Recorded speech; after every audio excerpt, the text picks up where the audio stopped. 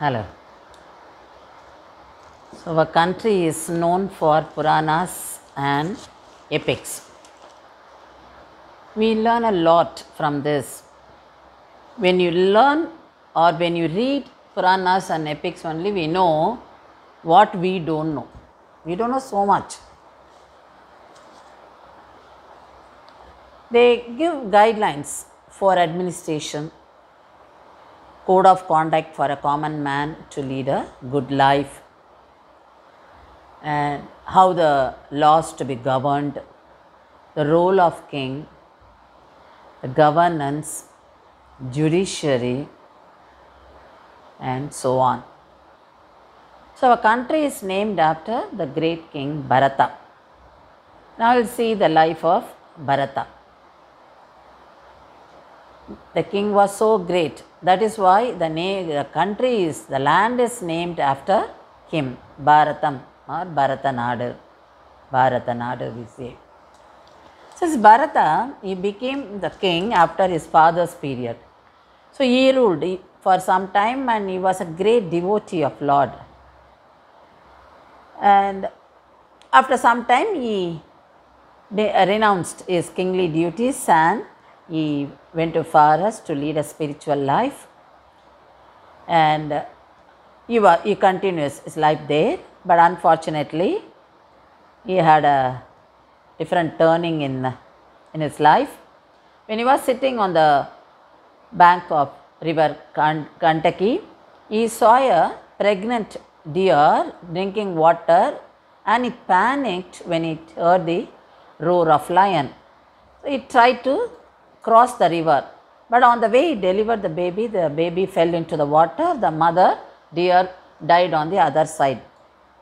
This disturbed Bharata. He rushed to the spot and rescued the baby deer and brought it with him, and he started nurturing it, but he is doing it with possessive feeling.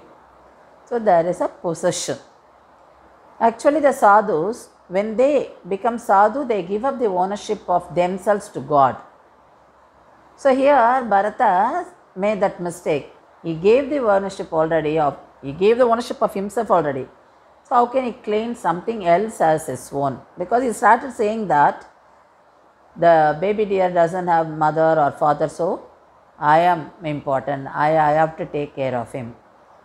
His spiritual practices, the power weakened. Then one day the deer was not found. Bharata was thinking only of deer in his mind. Then he passed away. So as per Hinduism, what we think in the last moments of our life, that decides the body we take in the next birth. So Bharata was born as a deer in his next birth, but with the power of devotion, because he was a great devotee. So with the power of devotion, he knew what was he in the previous birth, why he took this deer form. But having accepted the karma, the prarabdha, he remained quiet, and the day came, the deer body also slept, dropped. Then he took another birth. This time he was born in a Brahmin family, and he is referred as a Jada Bharata. And Jada Bharata, with the power of devotion, he knew what happened in his previous two births. So he is very careful now. He is very particular that he should not develop any attachment, any possession or ownership over anything or anybody. So he never preferred company. He preferred to be alone. Then his father conducted a sacred thread ceremony for him, and he couldn't even chant Gayatri Mantra properly. Then father passed away. Then brothers did not want to keep him with them, so he was sent out. But at every occasion, he never felt bad or never disturbed. He said, okay. Then even when he was sent out of the house, he said, okay, I am free now. Then he was going outside, he was walking on the road. The dacoits came there and they saw this well built person. So they decided that he is right for giving human sacrifice. So they took him to their place and they offered him all the nourishing food, that is pistas, almonds and cashew nuts, but he was not attracted by anything. So here the misconception what we have known, so whenever we read Purana, no, that is related to the present life. So here what I feel is, when a healthy man is, or well built man or stout man is found, the people think that yes, he must be eating well, or he is eating more, or he must be rich, so he is eating very healthy food. So all this misconception is, so people judge person by physics, by weight.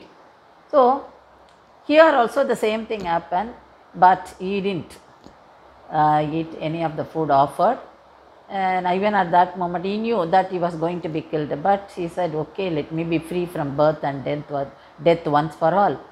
But there was a Kali, the goddess, she appeared and she killed the dacoits and saved him. Even at that moment he said, why was I saved?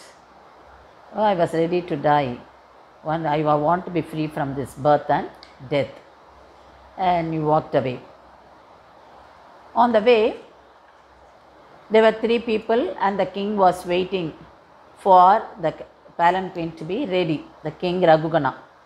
He was about to visit Kapila Muni for attending satsang. Then the 4th one did not turn up, so they were waiting for the 4th person to carry the palanquin. At that time they saw Bharata coming, so they asked Bharata to help. Bharata also said okay, then he carried the palanquin. But it was wobbling, so the king who was sitting in the palanquin got furious. So he is shouting at the people, why are you not carrying it properly? They all blamed the new one, that is Bharata. So we all used to carrying palanquin, but he is the new one. Then king shouted at Bharata. See, here what we learn is how to manage human resources. We can't be using our position and show arrogance. So we should, that wherever we are in the hierarchy, we should be careful in handling people. We should treat everyone with respect. That is what we learn. What we should not do is taught by the Puranas. So these are all for our life. These are all lessons to lead a good life. So here you find the palanquin was not carried properly, but actually if you look at this, you find it is an art. It's an art of carrying palanquin. In temples you would have seen how during the festival time the people carry the idols in different vaganas. It is used to be very heavy, but still they enjoy carrying it. They sway, they swing and they move forward and backward with pleasure, with the devotion they do. It is painful, but still they enjoy doing. They don't show or they don't say it is painful. So that is because of the devotion. So it isn't. So because they have been doing this, definitely it is an art of carrying that. So here this is not taking place, because why I mentioned this is an art. So everything has to be looked with a good perspective. So here the king could not control his anger because the palanquin kept on wobbling. So he opened the curtain and looked at the new one, that is Bharata, and shouted, you look strong and stout, but work sluggishly. I am a king, you are a servant. I'll punish you. Do you think this is very strain for you? Then Bharata replied. He had been listening quietly, but now he replied, what you say is right from your standpoint. It is burdensome. I am getting tired, but you say I don't look so. it is very hard work only. If I am indeed the body, if there is a road in front of me, if there is a area to walk, if palanquin is on top of my shoulder, yes, it is burden. Then he continued saying, healthy, strong, weak, weakness, aging, these are all only conditioning of body. They do not harm me, they do not help me. I will walk only the way I know. You said you are a king, I am servant. The world is like a circle. Today you may be king, tomorrow you may turn to be servant. So we don't know who becomes a king and who becomes a servant. So that is not in our hand. We cannot guarantee these things, and we cannot be arrogant about our kingdom or our possessions. At some point of time, I may have been a king, I must have been a king, and you servant. Then after some time, the king Raviguna, he felt that he is not that a common man, he is talking something different. Then he got down from the palanquin and he prostrated before Bharata and asked him, who are you? Are you Kapila Muni, who have come to shower me with compassion? I say nothing is hardest for you. There is no such thing like stoutness or frailty, etc. I am seeing your form and its stoutness. You say there is no work for you. I am seeing you toil. I am unable to understand. And you say no one is king and no one is servant. But now I am a king and you are my servant. That is truth. If you say it is wrong, the world becomes null and void. Then Jadabharata said, you pretend to be wise, but you are a fool. Whatever I said, it is from the standpoint of absolute truth. You speak the standpoint of conditioning of name and form, which is not supreme truth. Now think, who was whose master and who was whose servant? Then Bharata said, as long as we are remained with gross and subtle bodies, we will see the relative and transactional world. When we free ourselves from all this, we know that we are in the world of Maya. So a man who does not realize self will be wandering in the world of Maya. Desire, anger cause suffering and pain.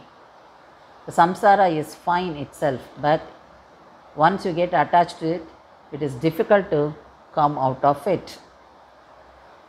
So, how to get rid of all this? You should worship Lord Sri Hari and Sadguru. So, Adi Shankaracharya said, if a wealthy man does not revel in the lotus feet of Sadguru, his wealth will bring only calamity. So, now the king realized he was in the presence of wise man, and he said, you have shown me the vision of absolute truth and transactional world, but still I am not yet fully understood. Then Bharata explained some more. He says,